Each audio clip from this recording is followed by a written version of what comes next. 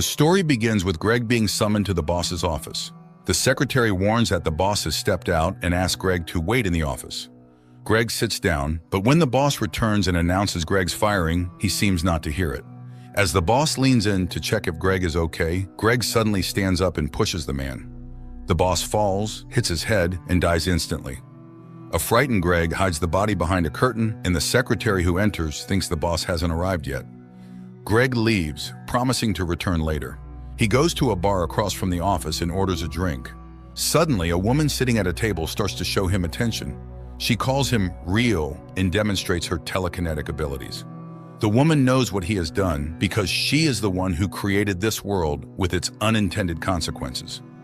She asks Greg to go to the restroom and retrieve her boyfriend's yellow crystals that belong to her. In exchange for this favor, she promises to clear him of the murder charges. Greg goes to the restroom, finds the unconscious boyfriend, and takes an amulet with yellow crystals from his hand. The woman had said these crystals could control this fake world. After fulfilling her request, the woman takes Greg's hands and explains that the world is just light reflected off human neurons. It's malleable and can be changed. Meanwhile, the boss's body in the office starts to move, slides its hand to open the window, and falls out onto the street, right in front of a group of office workers. Greg rushes to the scene and everyone sees him coming from the bar, so no suspicion falls on him. The woman leads Greg away as everyone saw he was not involved. Greg wants to return for his wallet containing all his documents and money, but the woman urges him to forget it and convinces him to sell his phone at a pawn shop for a pittance. On TV, the news reports the police are considering a murder angle, but the woman offers Greg to stay with her in a tent city under a bridge where they have electricity and a soundless TV. On TV, Greg learns that the boss's death is ruled an accident, meaning he is free. But he has nowhere to go, as he was living in a hotel and left his key and documents in the office. The woman offers him to stay and teaches him to control the world with telekinesis. Greg enjoys this, telling her about his dream home, which he always draws. He shows her the drawings, and she realizes he's drawn her and tells him that's their real life. In the real world, they are a couple, although he has forgotten her name, Isabel. Meanwhile, Greg's daughter Emily goes to her brother Arthur. She asks for his help in finding their father, but Arthur is reluctant to interact with a father who was too busy with work and forgot about his children. Meanwhile, Greg and Isabel arrive at a roller skating rink, and after taking yellow crystals, they have a great time. Isabel insists that the people around them aren't real, so she suggests knocking them over. Greg is initially hesitant, but then he starts pushing people around with the power of his mind. They find this very amusing, and the couple entertains themselves until they get bored. Upon leaving, they steal clothes and watch the arriving police. They then teleport themselves into a police car and are brought to the station, where they continue to have fun. They leave when they tire of the game. Meanwhile, Emily searches nearby hotels hoping to find her father, but to no avail. Later, Isabel suggests going to eat and asks Greg to order while she steps away. Greg goes to a cafe and sees Isabel stopping a car. Then she gets in and drives away. He leaves the cafe without eating, unaware that his son is there and sees everything. Later, the bartender brings him expired food, mistaking him for a homeless person. Isabel returns and suggests going to Kendo, a real person who synthesizes crystals. Near his house, the couple separates. Isabel enters the house, while Greg stays outside where his daughter Emily finds him. She asks him to come with her, but he can't, waiting for Isabel. Emily forgives him for missing her graduation and gives him a photo with her home phone number. After she leaves, Isabel returns and insists Greg forget about his daughter, claiming she's not real. They argue, but a local hooligan intervenes. Greg asks for a yellow crystal and uses telekinesis to flip the hooligan's car. In the morning, Greg wakes up in the tent camp, but Isabel is nowhere to be found. After searching for her, he stumbles upon his daughter's photo with a phone number and heads to the nearest payphone. No one answers the call, and Greg returns, only to be met with Isabel's frustration. She was afraid she had lost him. Emily is not real, she is a simulation.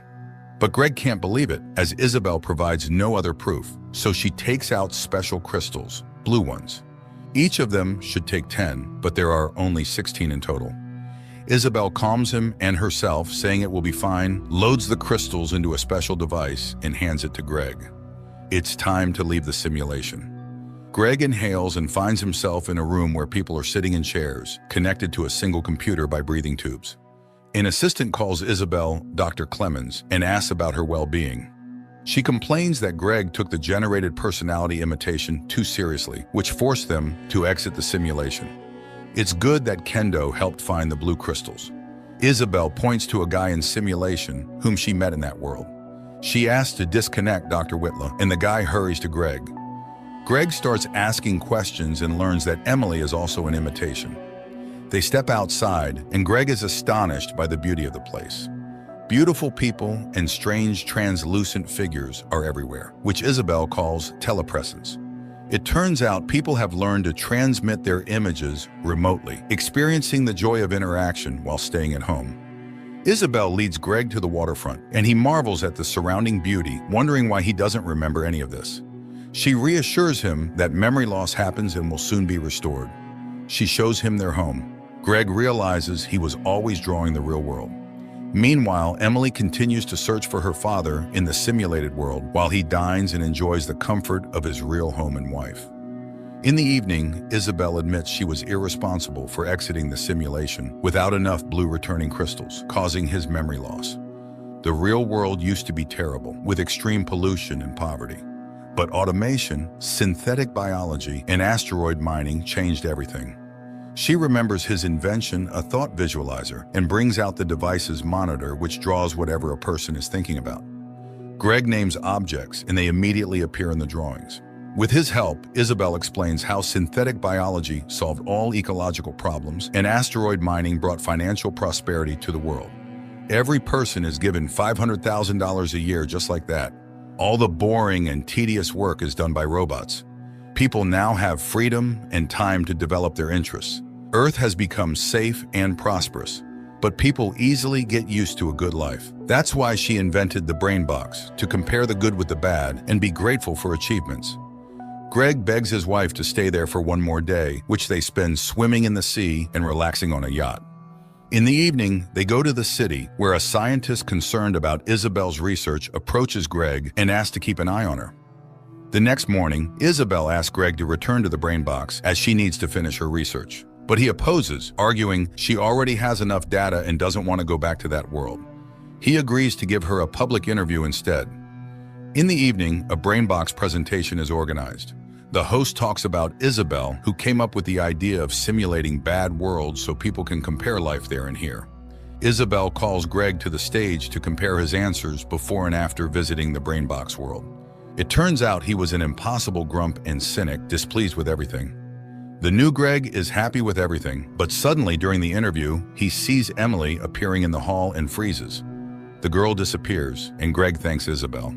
Later, a queue forms of people wanting to talk to the genius Isabel, while Greg again sees the translucent Emily and runs after her. She reminds him that he has a daughter and son who love him. Greg tells her she's not real. Then the daughter recalls sweet details from her childhood, asking her father to choose the world he wants to stay in. Meanwhile, a commotion starts below. Isabel is caught in the center, pushed and pulled in different directions, realizing something went wrong. She calls for Greg, and Emily disappears. The man takes a yellow crystal and parts the crowd with a wave of his hands. Isabel is shocked, as these powers shouldn't work in the real world. Nonetheless, a real commotion begins around them, intertwining realities of different worlds. The couple runs to the laboratory. Apparently, by taking an incomplete dose of blue crystals, they somehow brought part of the simulation into the real world. They need to fix this urgently, but the blue crystals are only in that world. They lie in the chairs and end up back in the simulation. Isabel calls Greg to find Kendo and leads him to a bar across from his former office. To his surprise, he sees his former colleagues, and the boss who fell from the window is alive. Greg demands answers, but Isabel pulls him away, reminding him that everything around is a fabricated world. The couple robs a man, taking his car and money since they need to pay for the blue crystals in this world. They drive to Kendo's laboratory. Kendo agrees to give them the crystals, but he suspiciously reaches towards his belt, prompting Isabel to shoot him. It turns out Kendo had no weapon, but Isabel is sure he is fine in the real world. She finds a packet of blue crystals on his body and the couple flees, especially as the police storm the building. The police chase them. Emily runs to her brother because she was informed about their father's sighting. Together they head to the tent camp. The police surround the camp, demanding the criminals come out. Isabel counts the crystals, and there are disastrously few. Only one can return home. Isabel charges a special device and gives it to Greg. Then he suggests killing himself to return to reality, but Isabel isn't sure it will work. She cries in helplessness as she created all this. Then Greg suddenly admits that this world isn't bad either. He has children here. At that moment, Emily runs out onto the bridge and shouts down to her father, begging him to surrender and stay alive. Greg asks to be left here. Isabel steps out to the center, distracting the police, and after making sure Greg has sneaked past the camp's perimeter, she takes the crystals. The man flees, using the loud signals of passing cars. He goes to a rehabilitation clinic where people like him with difficulties are accepted. He tells them about a girl who calls him father, and he believes her. Sometime later, Greg comes to a park where Emily is sitting on a bench. She is glad that her father overcame his addiction and admits that she loves him. This is where the film ends.